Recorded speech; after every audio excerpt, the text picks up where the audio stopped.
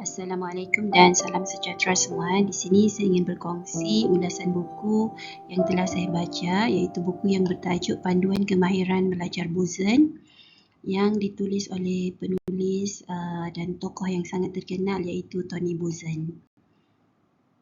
Okey, buku ni mengandungi muka surat sebanyak 187 dan terdapat 7 subtopik.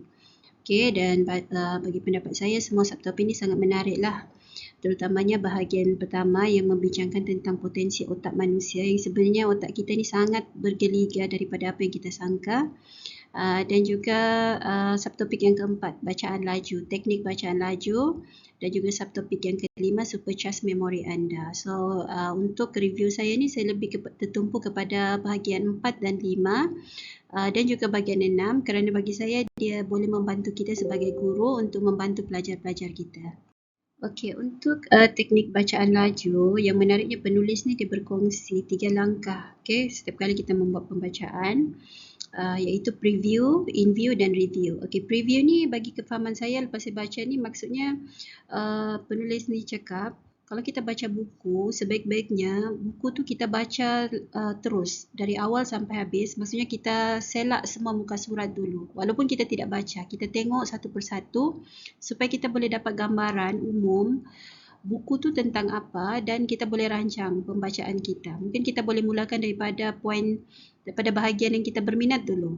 Tidak semestinya kita bermula daripada awal sampai hujung. Okay? Jadi kita perlu buat teknik review ni sangat menarik lah bagi saya. Okay, kemudian yang langkah yang kedua ni in-view. Maksudnya kita kalau ada bahagian yang kita tidak faham, kita tidak boleh tinggalkan. Kita kena juga penuhi dan kita kena lengkapkan bahagian yang kita tidak faham atau sukar tu.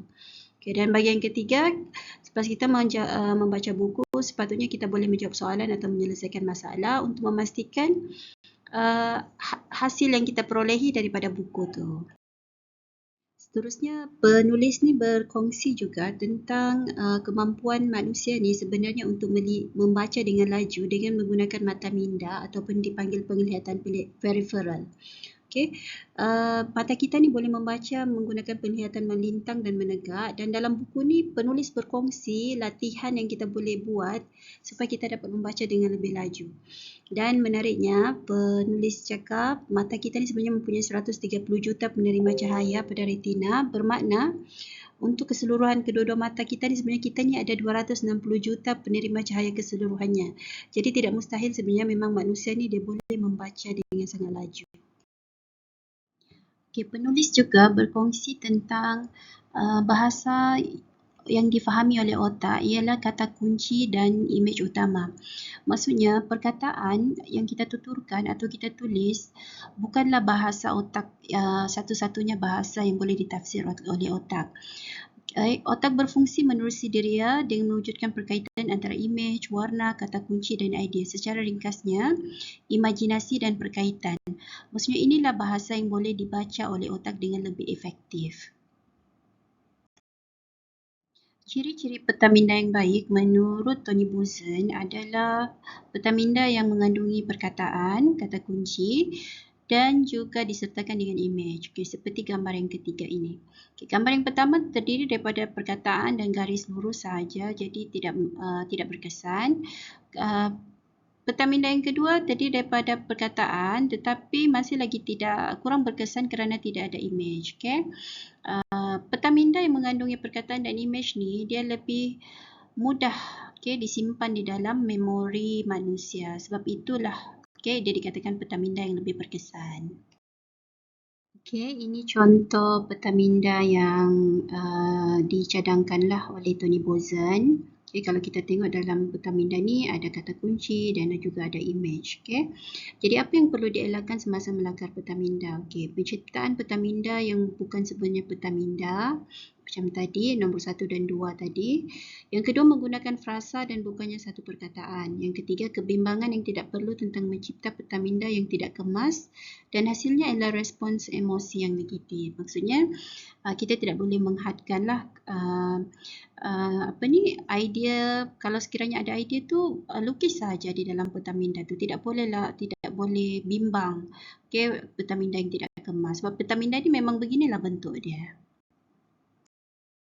Okay, penulis juga menyatakan tentang kita sebenarnya tidak perlu pun menyalin nota yang panjang lebar sebab otak kita ni tidak boleh juga mentafsir atau merakam perkataan yang tiada kaitan dengan memori. Jadi oleh sebab itu banyak masa sebenarnya disia-siakan untuk membaca semula perkataan-perkataan yang tidak diperlukan. Okay, jadi sebab itu adalah sangat dicadangkan untuk membuat peta minda ni.